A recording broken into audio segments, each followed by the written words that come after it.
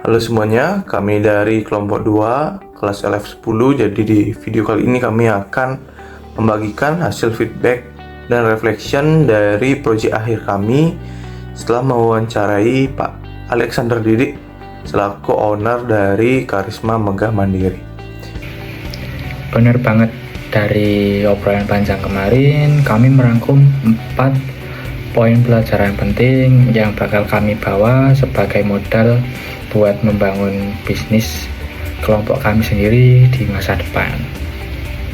Poin pertama dari saya adalah tentang fleksibilitas strategis. Melalui perjalanan bisnis KMM melewati badai pandemi, kelompok kami belajar bahwa seorang pemimpin itu nggak boleh kaku dan tidak boleh terlalu jatuh cinta pada produknya sendiri. Karena ketika pasar bahan sofa dijual mati total saat krisis, ketegasan Sualek selaku owner langsung mengubah haluan ke produk kasur busa yang permintaannya justru melonjak adalah perusahaan yang sesungguhnya. Jadi feedback buat bisnis kami nanti, kami harus selalu membaca, adaptif, cepat mengubah kebutuhan pasar, dan berani mengambil keputusan ekstrim demi keberlangsungan usaha. Poin kedua dari saya membahas masalah empowerment dan delegasi wewenang. Jujur, di kelas kami sering berpikir kalau seorang bos itu harus serba bisa dan mengontrol semua operasional dari A sampai Z. Tapi Sualek membuktikan kalau pemikiran itu salah. Beliau secara terbuka mengakui keterbatasan teknisnya di bidang akuntansi dan online marketing, lalu menyerahkan penuh ke para ahli atau expert di bidangnya. Refleksi buat kami, nanti saat merintis usaha, kami harus punya kerendahan hati strategis buat mempercayakan tugas kepada orang yang lebih pintar tanpa perlu melakukan kontrol mikro atau micromanagement yang berlebihan. Nah, poin ketiga dari saya adalah tentang membangun budaya kerja berbasis aturan, bukan perasaan.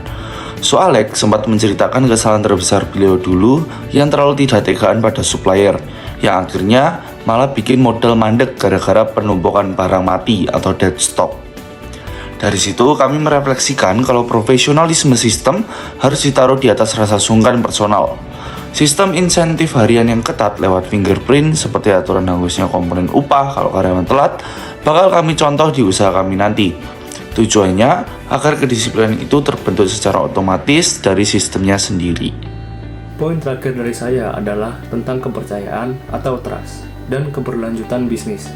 Kunci sukses Sualek bisa bertahan melewati berbagai krisis selama 20 tahun ternyata berakar dari expert power dan reference power beliau dalam menjaga komitmen dengan mitra pabrik besar. Selain itu, beliau sudah merancang succession planning yang matang buat masa depan anak-anaknya sejak dini.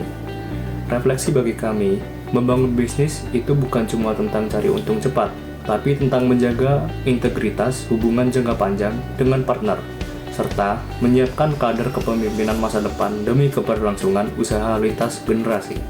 Kesimpulannya, lewat proyek akhir mata kuliah Entrepreneurship Leader and Organization ini, kelompok kami nggak cuma belajar teori di atas kertas, tapi langsung mendapatkan contoh nyata dari mentor di dunia bisnis. Semoga feedback dan refleksi yang kami bagikan ini bisa bermanfaat buat kita semua. Kami dari kelompok 2 pamit undur diri. Terima kasih semuanya. Sekian yang dapat kami sampaikan. Terima kasih.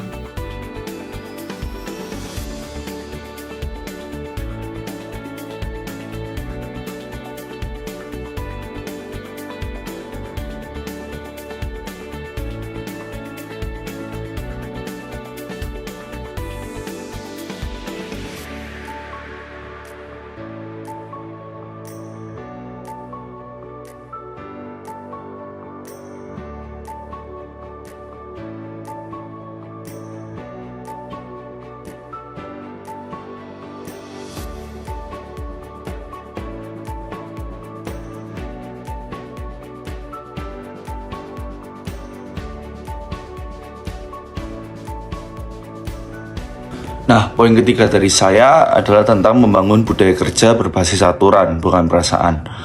Alex sempat menceritakan kesalahan terbesar beliau dulu yang terlalu tidak tegaan pada supplier, yang akhirnya